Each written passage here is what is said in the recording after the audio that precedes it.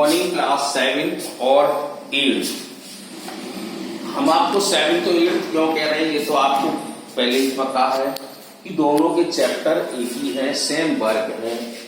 तो इसमें हमने आपको संज्ञा, तो संज्ञा के हमने जो मुख्य पाठ के रूप थे वो हमने करा दिए थे व्यक्तिवाचक, जातिवाचक, भाववाचक। लेकिन आप समझ सकते हैं कि ये हमने 2 क्यों लिखे हैं, इसके लिए भी बताएंगे।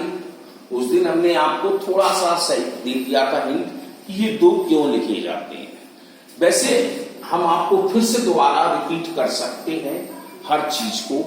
जैसे संज्ञा किसे कहते हैं? जिस शब्द से किसी व्यक्ति, प्राणी, वस्तु, स्थान, उसके भाव आदि का बोध होता है उसे संज्ञा कहते हैं। संज्ञा मुख्यतः 3 ही प्रकार की होती है। आपके एक ऑप्शन आ रहा है संज्ञा कितने प्रकार की होती है, 5, 4, 3, तो आप 3 ही लिखेंगे क्योंकि मुख्यतः ये 3 ही प्रकार की होती हिंदी में, व्यक्तिवाचक, जातिवाचक, भाववाचक। लेकिन कुछ इंग्लिश के जो विद्वान हैं, अंग्रेजी विद्वान से हिंदी में ट्रांसफर किए गए हैं, तो वो द्रव्यवाचक और समुदायवाचक को देते हैं। यानी कि हमने पढ़ा है अपना मटेरियल नाउन एंड कंपाउंड, तो हम पदार्थवाचक जो संज्ञा है बात सकते हैं कि पदार्थ किस में जाएगा, तो इस एक झुंड समूह किस में जाएगा, तो इसलिए इन दोनों का यूज करने लगे हैं। लेकिन है 3 हमारे में। तो व्यक्तिवाचक में क्या था? किसी विशेष व्यक्ति, प्राणी, वस्तु, स्थान, इनका बोध कराते व्यक्तिवाचक। जातिवाचक में क्या था? ये संपूर्ण जाति का बोध कराते थे। और भाववाचक में क्या था कि हम इसके गुण, दोष, भाव, अवस्था को ध्यान करते थे। लेकिन हम तो आपको बता दें, ये भाववाचक संज्ञा तो ना देखी जा सकती है, केवल महसूस कर सकते हैं। हम इसको ना देख सकते हैं, ना छू सकते हैं। अब कैसे? अब क्या ज्ञान मीन्स नॉलेज। अब नॉलेज को इंग्लिश में हम कहते हैं नॉलेज, तो हम ना देख सकते हैं ना छू सकते हैं, लेकिन महसूस कर रहे हैं कि हाँ इनके अंदर इतनी नॉलेज है। अब हम चौथी प्रकार की संज्ञा जो हमारी अंग्रेजी हिसाब से बोली गई है, द्रव्यवाचक और समुदायवाचक। इसमें आप कैसे देखेंगे? तो द्रव्यवाचक में क्या है? जो शब्द किसी ऐसी धातु, द्रव्य, पदार्थ का बोध कराते हैं उन्हें हम द्रव्यवाचक कहते हैं। जैसे गेहूं, अनाज, सोना, चांदी, ये हमारे क्या है? मटेरियल नाउन, मैटर आ गए।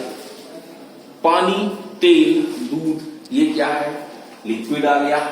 तो ये सब हमारी द्रव्यवाचक कहलाते हैं। अब अगला है समुदायवाचक। समुदाय में क्या है? किसी व्यक्ति, प्राणी, वस्तु या उसके भाव जो भी है उनका एक समूह उत्पन्न, ग्रुप बनता हो, वहां पर हम समुदायवाचक कहते हैं। जैसे कि सेना, भारतीय सेना, तो भारतीय सेना, सेना शब्द आ गया तो एक समूह बनाया। भारतीय क्रिकेट टीम, तो एक टीम उसका ग्रुप बन गया। तो ऐसे ही गुच्छा है, एक चाबी का गुच्छा है, झुंड है, कक्षा है, क्लास भी आपका एक समूह है विद्यार्थियों का। तो ये हमारे समुदायवाचक में आते हैं। अब तुम्हारे पास एक चीज इसमें मेन आती है, भाववाचक संज्ञा कितने प्रकार से बनाई जाती है, ये आपको बताना है। तो भाववाचक संज्ञा हमारी 5 प्रकार से बनती है, ये मैं आपको बता दूं। ये नए आपके सामने आया है, आपने 4th, 5th, 6th में नहीं पढ़ा था, अब पढ़ेंगे। तो पहले जातिवाचक से, सर्वनाम से, विशेषण से, क्रिया से और अव्यय से इसका भाव बनाते हैं। अब जैसे हमें पहले जातिवाचक से बनाना है, तो मित्र है तो हम कह देंगे मित्रता, शत्रु, शत्रुता, हिंदू, हिंदुत्व। तो ऐसे शब्द हमारे जातिवाचक से भाववाचक में बदलते हैं। अब हम जैसे कहते हैं सर्वनाम से कैसे बदलते हैं, जैसे आप तो आपा। अब मम मीन्स मेरा, तो ममता प्यार के लिए आ गया, ममत्व।